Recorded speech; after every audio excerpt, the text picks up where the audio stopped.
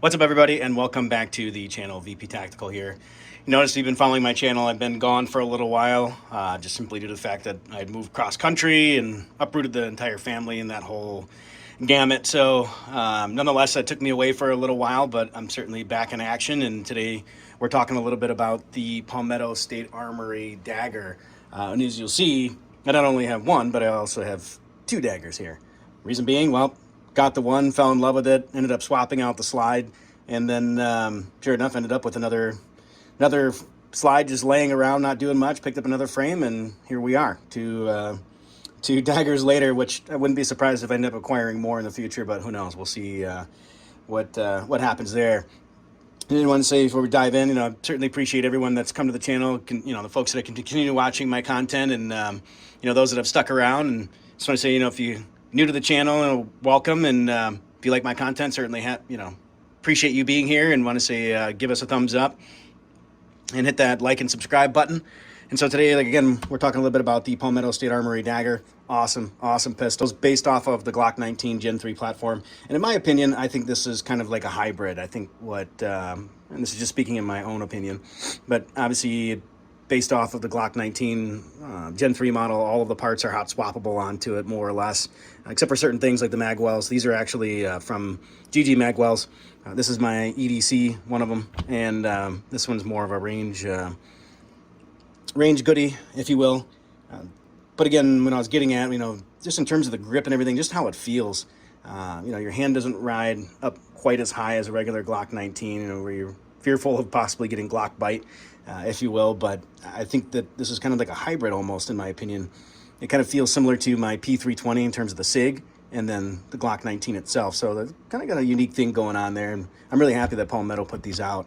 I remember when SHOT Show rolled around, they were talking about that price point, $300, $400 range, and then they dropped for $300, and you can see them right around that nowadays. Some with the special cutout slides and or threaded barrels, and they even have package deals too, where you can get them with multiple magazines and even a case. So Palmetto State Armory, in my opinion, is doing a pretty bang up job. And kind of give you a little bit of background on the pistol itself. It's 22.4 ounces unloaded. The overall length, 7.5 inches. Width is coming in at 1.28 inches.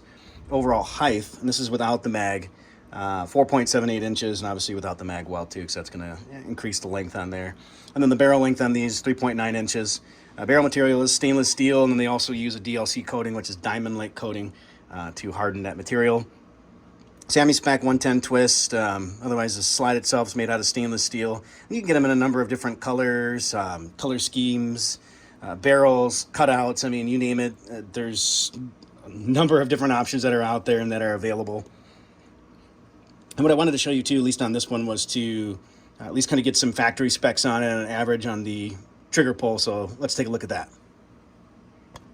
And we'll do a couple pulls on this and get an average of 3. But one thing I did want to talk about, at least make mention of, I noticed that they use a 2-piece trigger shoe. If you're familiar with these types of triggers, some people are a fan of them, some are not. I had a sour taste in my mouth from way back in the past. I had a Smith & Wesson Sigma 40. It was the SWVE 40, and it had a 13-pound trigger pull on it. It was absolutely nasty. Obviously, not quite the same thing here. I'm sure we're probably going to be in the neighborhood of around 3 or 4 pounds. But nonetheless, let's take a look. Of course, we're clear, empty mags over here. And let's give her a couple pulls and see where we're at. The first one, 3 pounds, 12.7 ounces.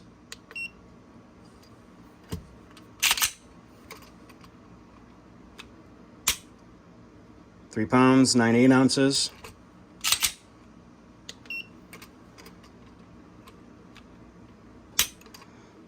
And 4 pounds, 5 ounces. And that could have been attributed to user error, but we'll see what the average comes out to. 3 pounds, 14.6 ounces. So not bad for a factory trigger. And it's relatively clean. When you look at it, the reset, relatively short. Decent, clean, crisp break. But of course, when the trigger's already out and reset, there's definitely a lot of travel until you finally hit that wall, and then it breaks almost right up against the frame. So decent trigger for what it's worth. You'll notice on my other one here in the range range goodie. It's got a little bit, well, it has a few more things to it. Of course, the cutout slide, Holosun 507C. This is the ACSS with the green reticle, and then currently it's wearing a Griffin cam lock. So have a R9 in jail that I'm waiting on my stamp to finally get approved. I think we're over 4 months now at this point. I know some folks have been out to 6 months plus, and others have gotten lucky and it's been done much faster. So who knows? We'll see what happens when that comes, but I can certainly do a review down that in the future. With these, like I said, I did put on the GG magwells, and like I said, since this one's my EDC, I didn't want to touch it much, so all I did was put on that magwell, and honestly, it's pretty dang smooth for what it's worth.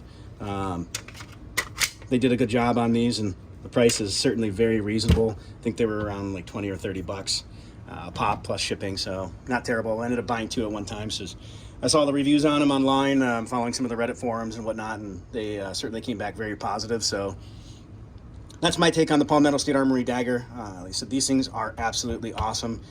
You can hot swap parts into them. You know, for example, I had picked up this Apex trigger, trigger bar, well, shoe, trigger bar, and safety plunger for around 90 bucks.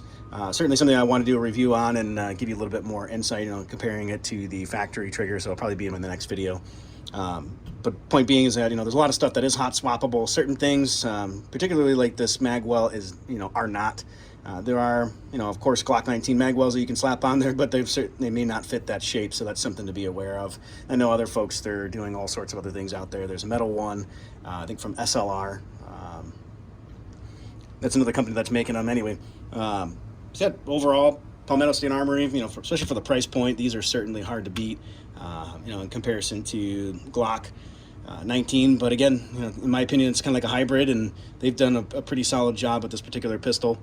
And there's a number of different options. Like I said, you can swap onto these, whether it's optics, slides, barrels. I mean, you name it. These things are ultimately upgradable in almost any capacity. So I've seen a lot of folks do a lot of pretty wild things with them, and I think for the money, like I said, you really can't beat it. The only complaint that I did hear, and I think this was in the first iteration, which I'm kind of glad that I wasn't part of, but you know, sorry for the guys that had to deal with it prior before.